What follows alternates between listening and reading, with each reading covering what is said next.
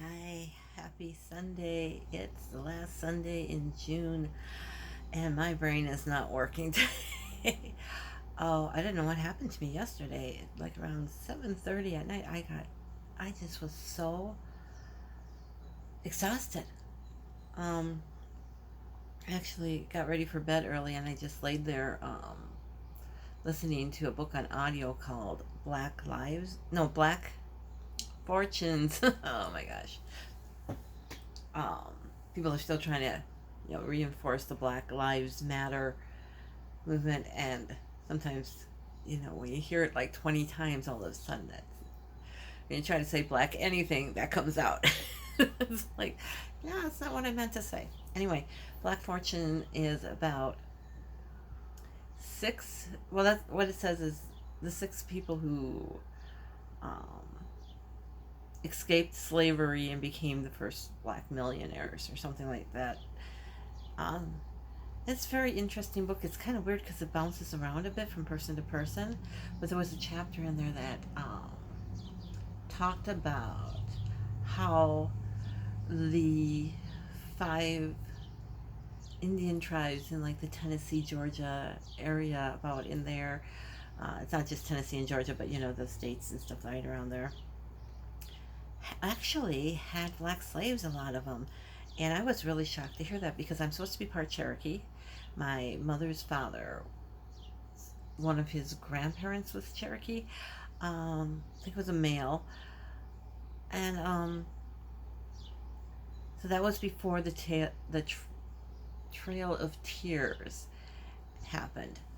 And I was really kind of surprised because I know Native Americans were always treated badly, or treated very badly. They were taken as slaves, but they used to enslave each other just like the black African tribes in Africa used to enslave each other. Um, in Asia, people enslaved each other. The Asian tribes and nations used to enslave each other and conquer each other. So, whites have enslaved and conquered each other back in the day of like the people moving from the steppes into Europe and things like that. I mean, the Romans used to take Celts for slaves, and um, so yeah, slavery's been around forever, unfortunately. But I was surprised to see that Native American, those that group of Native Americans, had taken some black slaves. Um, because I always thought, weren't they too poor to afford black slaves? I mean, what? And they were not nice slave owners either. It's like, wow. So that's a bit of a shock. Now,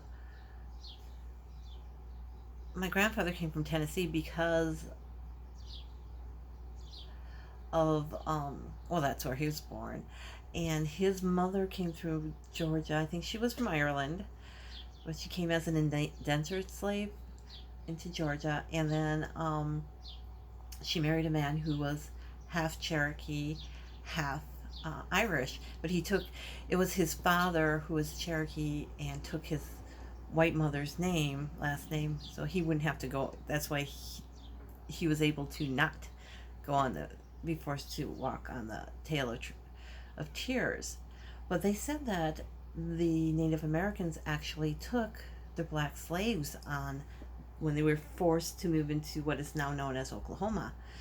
And I was really shocked to hear that. I was shocked to hear that they had slaves because I just didn't think that they were at a level economically where they would be allowed to buy slaves or capable of buying slaves. So it kind of surprised me. Plus the fact that, the fact that they had been slave, a lot of people have been enslaved and been enslaving each other. I guess that, that's not a surprise that way. But I just didn't think they were economically in a way to buy slaves because they were looked down on as well. And so that shocked me. But the fact that they took their slaves with them on this horrible journey where they had to walk from that area of the U.S. all the way across to Oklahoma, and a lot of people died. And they said that the black slaves were the last ones to get any food and water, so a lot of them died, though some survived. And I was like, why were the white people who were forcing the Native Americans to move west? Why didn't they just take those slaves? So that kind of surprised me. I was really like, okay, there's something weird there. But they had their slaves, and you know, Juneteenth was just recently. Was that last weekend? That's what. Um, and that was celebrating the liberation of the slaves in Texas. Well, it was not just Texas, it was also Oklahoma. The Native Americans who had slaves fought against releasing their slaves. They really fought long and hard. And that also surprised me. I was like, oh, wait a minute. But the author put down that a big reason why they fought against this is because they were fighting against the federal government because of what the federal government did to them. And this was one of the ways to fight the federal government. And I was like, what? I was like, wow, that just really shocked me. Because, you know, the Indians in that area, the natives, the five tribes that were shoved over into those reservations, they don't live well at all. And it's like, holy cow, this is crazy. And actually, after some of the liberation, or during that period, some of the black slaves asked to join the tribes. They wanted to stay with the Native Americans. And, but they weren't allowed to, unfortunately, which, well, I don't know. Well, I say unfortunately because they wanted this, but they didn't get it. I don't know if it would have been a good thing or not. So it's really shocking when you start thinking about how this all happened. And when we think of God, we think about, wow, He allowed slavery way back 4,000 years ago. He didn't fight against it at all. He didn't say this was wrong. As far as I know of the scriptures, it's like, what are we supposed to learn from this? Because that's the reason we're here on this planet, is to learn. And what are we supposed to learn from this? I know when Christ came, He said He wasn't here to break the laws, to end the laws, you know, the Ten Commandments. He was here to change at least one of the laws, because there was a law that an eye for an eye, a tooth for a tooth. I don't think that's part of the commandments though, but there was a law for that. Yeah, He wasn't here to replace the Ten Commandments. He was here to change some of the laws and replace some of the laws, not the Ten Commandments. And one of the laws was eye for eye, tooth for a tooth. So if somebody cuts off your finger, you have the right to cut off their finger, you know, type thing. And you enslave my people, I get to enslave your people. You know, that you know, eye for an eye, tooth for a tooth. And Christ said that He was here to replace that law with love your neighbor as yourself. And so when that happened, when Christ said that, I'm here to change that. I don't remember the other laws too. I'll get to them, but Christ said, you're here. The law is now love your neighbor as yourself. It's not don't take your neighbor as a slave, don't take your neighbor's slaves, don't have slaves. It's like love your neighbor, love everybody as an equal human being, no matter who or what they are. And He came here because God is a jealous God. He does have a temper. Our Heavenly Father has a temper. And Christ is here to help us to not emulate that temper, because we don't have that right. We haven't lived forever. It's like, yeah, we have to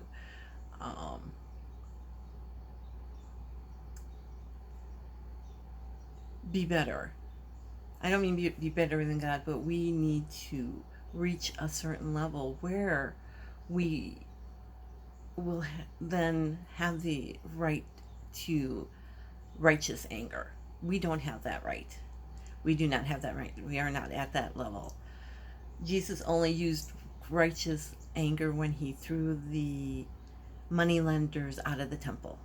Then He used His right as God's only son, as part of the Godhead, to use his righteous anger.